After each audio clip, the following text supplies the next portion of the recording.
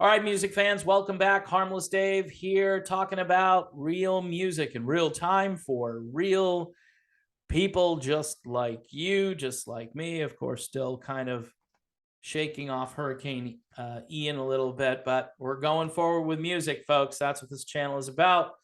Crossing Rubicon. I've been recommending this now for a while. This is called Perfect Storm. Unfortunate title for a song. I think The Perfect Storm would be the one that didn't bother anybody, but here it is. If you like the Babies, Bad English, Journey, John Waite solo, Styx, maybe, this is really cool. Again, here it is. Crossing Rubicon, unfortunately titled Perfect Storm. So there you have it. I like it. It's really, really good. And it should be on the radio. It's not. So, I'm kind of over stuff that doesn't get on the radio, but I mention it anyway. I'm a curmudgeon that way. What can I tell you? Speaking of curmudgeons, Stevie Nicks and Eddie Vedder team up for a duet. Stop Dragging My Heart Around, that Tom Petty and the Heartbreakers song that became a song on the album Belladonna for Stevie Nicks. Now, let me say something about Stevie Nicks. She doesn't want to admit this, and the media doesn't want to admit this. She just got into the Rock and Roll Hall of Fame, and it was largely on the strength of songs and a career that was helped along by other people, other dudes specifically, other men, whether it was Lindsey Buckingham or Don Henley or Tom Petty or Waddy Wachtel. All of these people had a hand in elevating Stevie Nicks to a bigger platform, a solo career, which quite honestly, really didn't compare to the solo career of Pat Benatar, who had a much bigger radio presence. You could even say Carly Simon, who's finally getting inducted into the Rock and Roll Hall of Fame, who also, I think, early on had a bigger radio presence. Although if you combine Stevie Nicks with Fleetwood Mac, then maybe she has a bigger radio footprint than both Pat Benatar and Carly Simon. But as a solo artist, I believe those other two ladies are a bit more important than Stevie Nicks. But Stevie Nicks, she's this character. She's got this aura about her, and people have, really gotten into that over the years. I never really understood the whole significance of that. I do believe people have more of an aura if they have a bigger catalog of really great music to offer. And Stevie's career was fairly so-so after Belladonna. Again, Waddy Wachtel, Edge of 17. He's the guy who came up with that amazing riff. Mike Campbell, who I believe to be a genius on guitar. He is. He's kind of his own thing, and he doesn't get the credit he deserves. But certainly on Stop Dragging My Heart Around and on a whole plethora of Petty songs, that guy is a beast. Even when Tom went solo, he decided he wanted Mike Campbell to show up for Full Moon Fever, and it was more or less a Tom Petty and the Heartbreakers record, but it wasn't. You had George Harrison hanging around. You had Ringo Starr hanging around. The point is that Campbell, Wachtel, obviously Don Henley for Leather and Lace, those guys were important. And Lindsey Buckingham, the ultimate important figure in all of this, is because he worked with Stevie and made Stevie Nicks not only a better singer and songwriter, but probably a more interesting performer, because they both had this dynamic and they played it off one another, and it became exciting and interesting. Almost like watching some kind of drama unfold on stage in addition to hearing the music. Really great stuff. So anyway, Stevie Nicks teams up with Eddie Vedder. Now it's some kind of festival. I thought originally it was for the Foo Fighters' second tribute to Taylor Hawkins. Nope. Something called the Doheny State Beach. That's where it took place. It's the Ohana Festival. Just happened, I think, yesterday. So I figured I'd try to stay current. So they start the song in a much lower key. I mean, it's painfully lower. Okay. And I'm listening to it.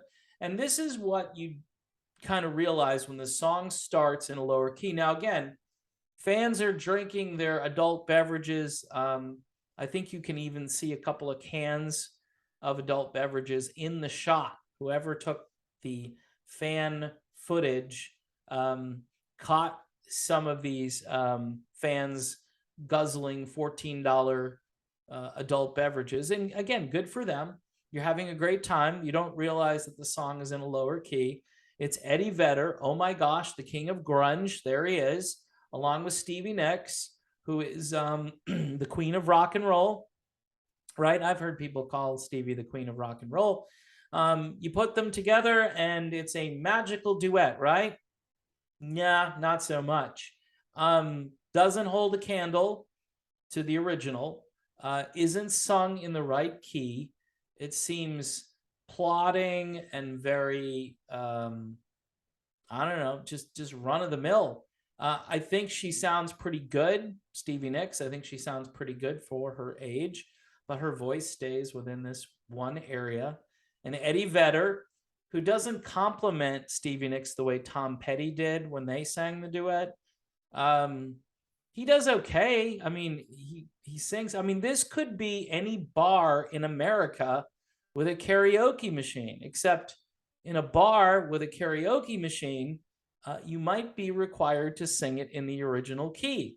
Now, yes, we understand that vocalists have to typically lower the key as they age, both men and women. Some can still do it. Stevie Nicks obviously doesn't want to strain her voice. I don't know how high she can sing, but I do know that it's not a super difficult song to sing. This isn't like a super high range thing where you're hitting these, only the dogs can hear them kind of notes. So I'm not sure why they lower the key so much in this.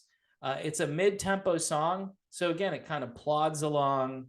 They finish the song and, Eddie Vedder waves and he's gone and that's the end. Again, the star power thing is cool.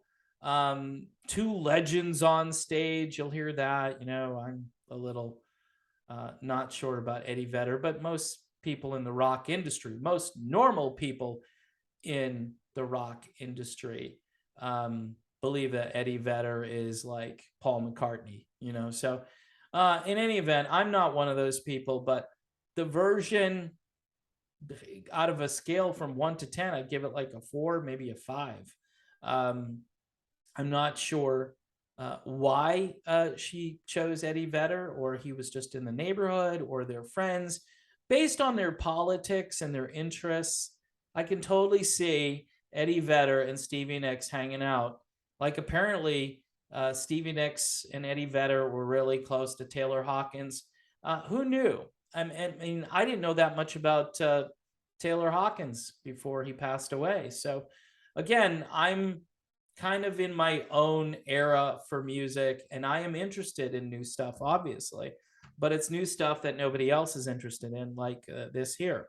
So you can go check it out. The video is up on YouTube. It's Stevie Nicks with Eddie Vedder at the Ohana Festival at Dana Point in California. And, you be the judge of it. I don't know. I'm just kind of always going back to the original song. And I'm thinking, if you can't do this song the way it was done originally, then why keep doing it? Let someone else do it, or just don't do it anymore. But Stevie Nicks is out on tour. By the way, Lindsey Buckingham is out on tour. So this sets the stage for a Fleetwood Mac reunion next year, right? Who knows? There is a small possibility that that could still happen with everybody out there on the road. Stevie Nicks, I thought, based on how afraid she was of other human beings during the thingdemic, I really thought she wasn't ever going to come out and see human beings again. But everybody is now, quote unquote, back to normal. And it's weird because there was so much terror before, and now it's all back to normal. So that's my video on this. Thanks for watching. Thanks for supporting the channel. Also, thanks to all the patrons who sent me well wishes. I'm fine. It's the people on the immediate Gulf Coast who lost everything. Some people lost their lives, and we need to keep those people in our thoughts and prayers and do something to help their families.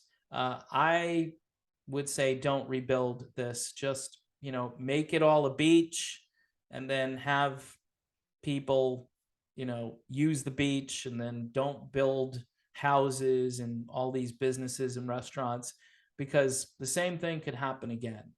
And I know we're a stubborn people and we think we can do pretty much anything we want, but sometimes God has other plans, Mother Nature, however you look at it. And people make decisions, and it's risky. I guess everything in life is a risk. So again, thanks for watching, and I will see you soon.